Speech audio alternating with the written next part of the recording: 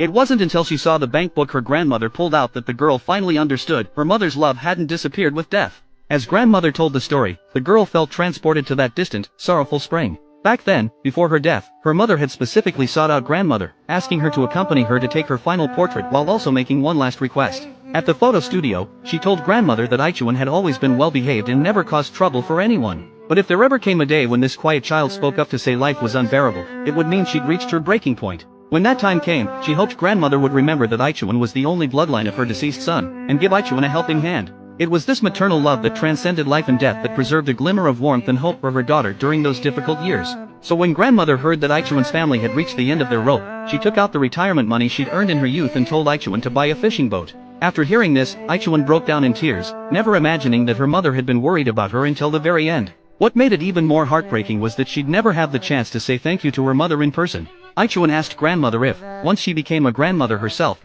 she wouldn't miss her mother as much. The answer was, of course, impossible. Because the pain of losing parents deepens gradually with time, but the pain of losing a child gets carved into the deepest part of your heart. When parents pass away, you're sending them to heaven. But when a child is gone, you keep them alive in your heart forever. You can't let them go, so you can only let them live on in your heart. Grandmother's words were an expression of her longing for her deceased son, but at this moment, they sounded like a prophecy of fate, foreshadowing the tragedy that would unfold later. Aichuan clutched the bank book tightly to her chest, as if she could feel her mother's burning love. Speaking to grandmother but more like addressing her mother in heaven, she promised she wouldn't disappoint her and would live a good life. Soon, Aichuan and Liang Quanji used the money grandmother had given them to buy a fishing boat. People from the village came to help, praying that Liang Quanji would return safely from every voyage. Only Aichuan's uncle looked unhappy. He'd already heard that the money for Aichuan's boat came from her mother, which made him feel it was unfair. He couldn't help complaining to his mother about why she didn't leave the money to his son instead. After all, his son was the Wu family's eldest grandson. However, grandmother silenced Aichuan's uncle with just one sentence: Aichuan was the daughter of her eldest son. Meanwhile, Liang Quanji's mother loudly boasted that her son had become a boat captain. Seeing this, Aichuan smilingly reminded her mother-in-law that this was the Wu family's boat, not the Liang family's. Her grandmother had bought it for her. Aichuan's tone carried deep pride. This was the first time she'd felt so proud since marrying Liang Quanji.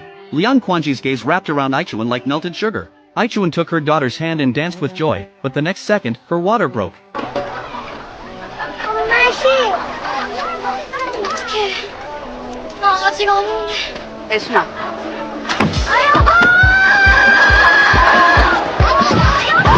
In the ensuing chaos, Liang Quanji pulled Aichuan on a cart, racing frantically toward the hospital. Later, Aichuan successfully gave birth to a son for her second child and quickly became pregnant with her third. When her mother-in-law and Liang Quanji's grandmother, who favored sons over daughters, heard the news, their attitude changed completely.